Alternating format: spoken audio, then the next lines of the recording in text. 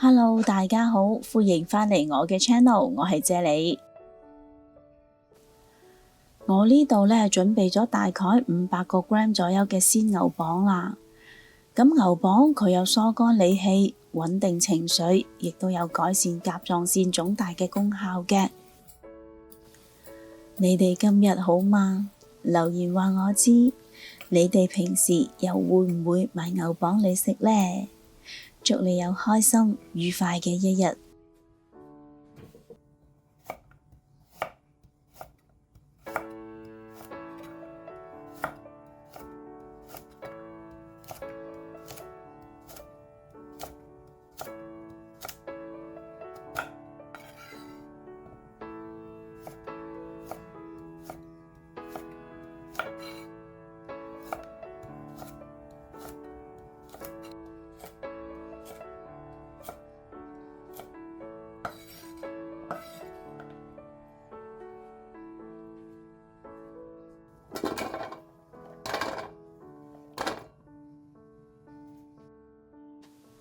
石斛、李時珍喺《本草綱目》入邊對佢嘅記載，稱之為無可替代嘅滋陰補虛之物。咁其實佢對於疲勞過度、精神萎靡不振、學生喺考試期間產生嘅情緒焦躁、難以集中注意力，都有意想不到嘅治療效果嘅。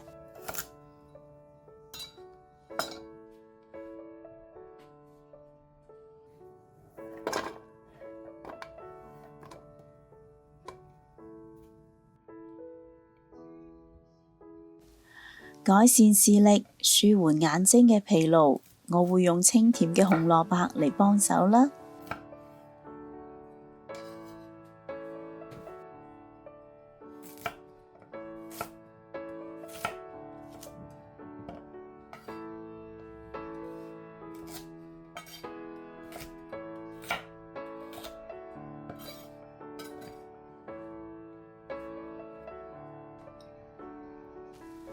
黃耳亦都有人叫佢做金耳嘅，佢有清補平和嘅特性啦，而且呢，佢仲有好好嘅補腦功效噶喎。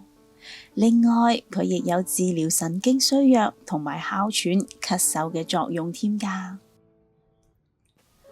咁我用嘅呢係乾品嘅黃耳啦，所以呢，我會提前1晚浸軟咗佢先嘅。浸軟咗嘅黃耳就會比較容易清洗啦。咁我會將呢一個湯嘅食譜寫咗喺影片嘅最後。若果各位有興趣煲呢一個湯嘅話，請你將影片睇到最後，就可以一目了然㗎啦。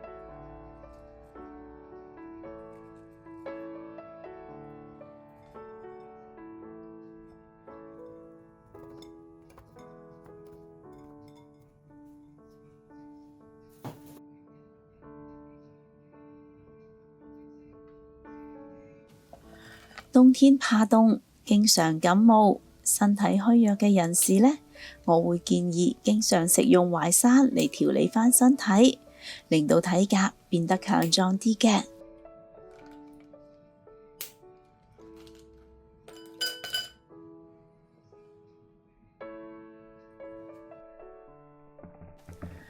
姬松茸可以改善肝功能、健腦益腎，非常適合體弱多病嘅人士食用㗎。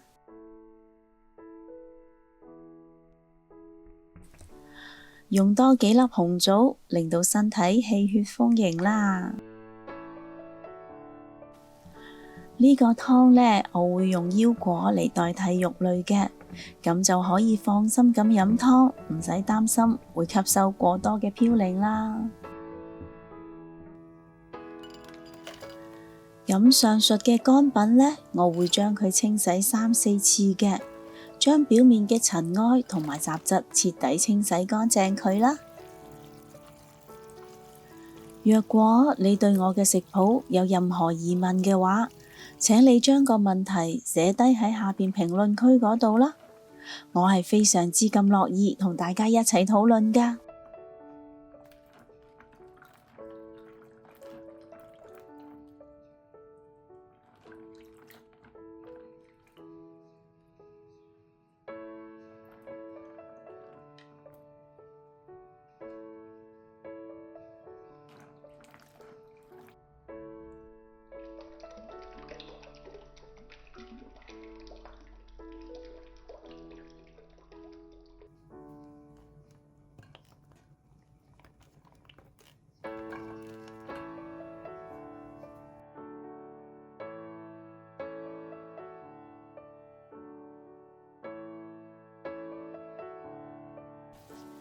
今日我會用明火嚟煲湯嘅，所以呢，我會加入3 L 至3.5 L 左右嘅清水落個湯煲度啦。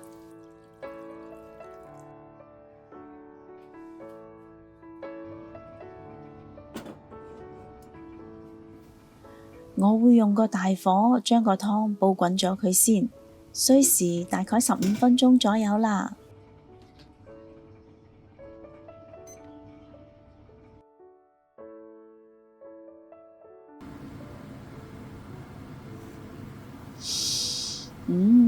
我已經聞到姬松茸淡淡嘅杏仁香味啦。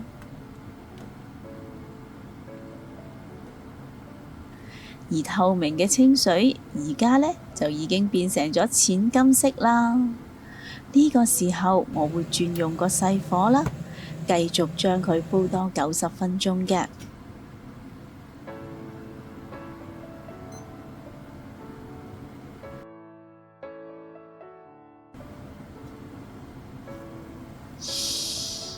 哇，好香啊！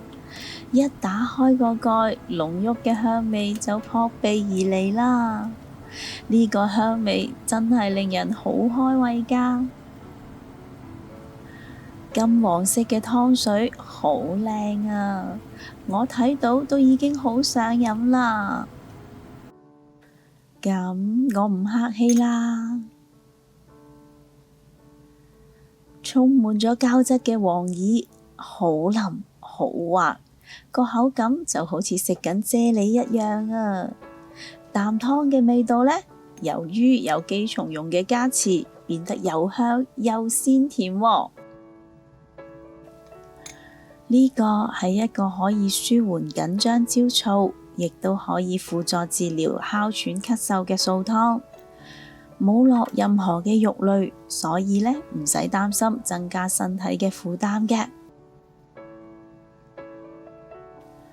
不如今晚你都試下煲呢一個有益得嚟又好味嘅湯水啦，同埋 share 個食譜俾你身邊有需要嘅朋友啦。